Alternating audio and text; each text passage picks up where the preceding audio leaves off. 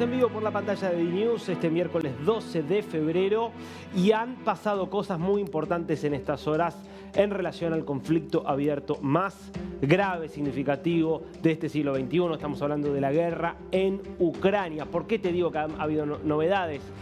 Porque por lo menos pareciera que empiezan a moverse las piezas rumbo quizás a un acuerdo o quizás, habría que decir, hacia el comienzo de algún tipo de diálogo que pueda terminar en un acuerdo que tal vez ponga fin a esta guerra. En ese contexto, vamos a ir repasando algunos de los hechos que han ocurrido en estas horas. Algo de hace un ratito nada más. Primer viaje oficial de Pete Hegseth, el secretario de Defensa de Donald Trump, que logró ser aprobado y confirmado en el Senado por el voto de desempate del vicepresidente J.D. Vance. Había muchas dudas respecto de su papel y reunido con otros secretarios de defensa europeos en el marco de justamente lo que va a ser una cumbre de la OTAN en Bruselas, estaba reunido con los miembros del grupo de contacto para Ucrania y escuchá lo que dijo respecto de la incorporación de Ucrania a la OTAN y respecto de las fronteras ucranianas. We want, like you, a sovereign and prosperous Ukraine. But we must start by recognizing that returning to Ukraine's pre-2014 borders is an unrealistic objective. Chasing this illusionary goal will only prolong the war and cause more suffering. A durable peace for Ukraine must include robust security guarantees to ensure that the war will not begin again. This must not be Minsk 3.0. That said, the United States does not believe that NATO membership for Ukraine is a realistic outcome of a negotiated settlement. Instead, any security guarantee must be backed by capable European and non-European troops. If these troops are deployed as peacekeepers to Ukraine at any point, they should be deployed as part of a non-NATO mission, and they should not be covered under Article 5. There also must be robust international oversight of the line of contact. To be clear, as part of any security guarantee, there will not be U.S. troops deployed to Ukraine. Estas declaraciones son de las más contundentes e importantes que se han hecho en mucho tiempo respecto de la posición de Estados Unidos sobre Ucrania.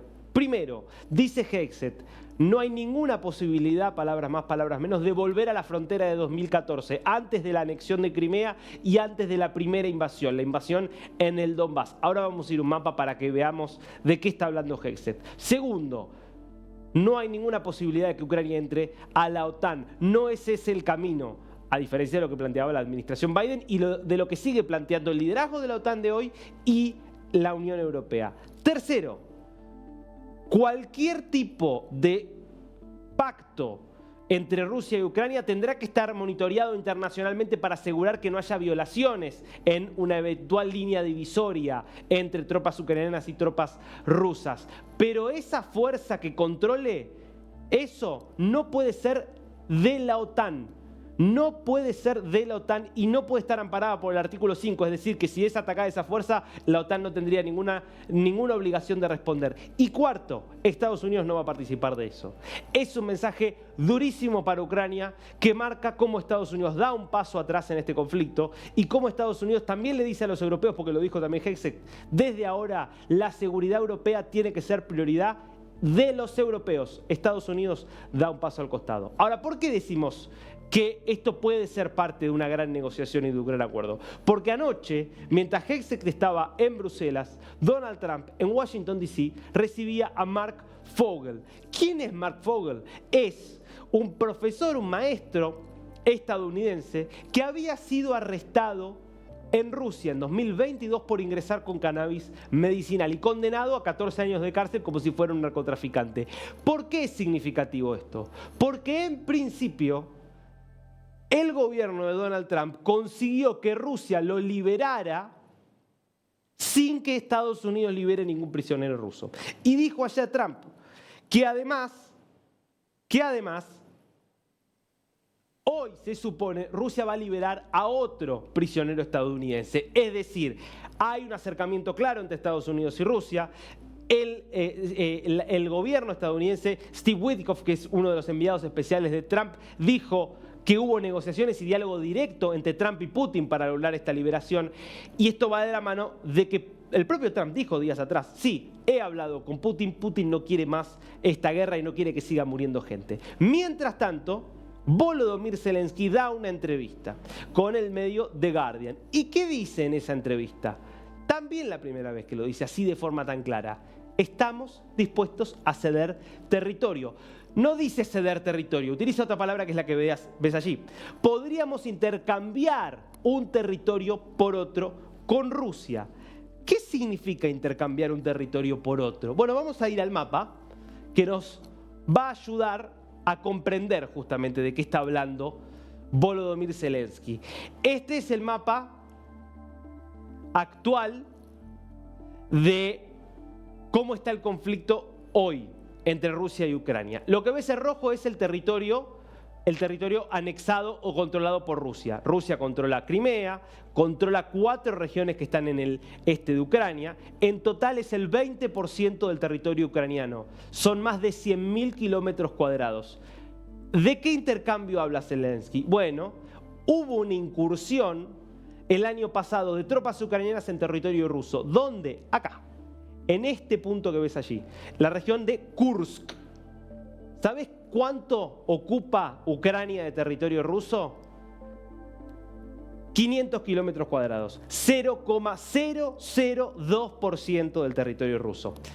Sería un intercambio, la verdad, casi que simbólico, irrisorio, intercambiar todo esto por este puntito que ves allí en el mapa. Esto es lo que estaba planteando Zelensky, insisto, como una forma de querer presentar en realidad lo que va a ser una cesión de territorio, porque Zelensky entiende que Ucrania no tiene forma de recuperar ese territorio que ya logró ocupar Rusia, pero para salvar algo en la dignidad nacional dice, bueno, en realidad no es un intercambio, mejor dicho, no es una cesión de territorio, es un intercambio. Nosotros nos vamos de Kursk y a cambio le permitimos a Rusia que se quede en todo este terreno. Bueno, ya hubo una respuesta del Kremlin. La dio Dmitry Peskov, el vocero de Putin, que esto es lo que decía. Невозможно. Россия никогда не обсуждала и будет обсуждать тему обмена своей территории. И, разумеется, украинские соединения будут изгнаны с этой территории.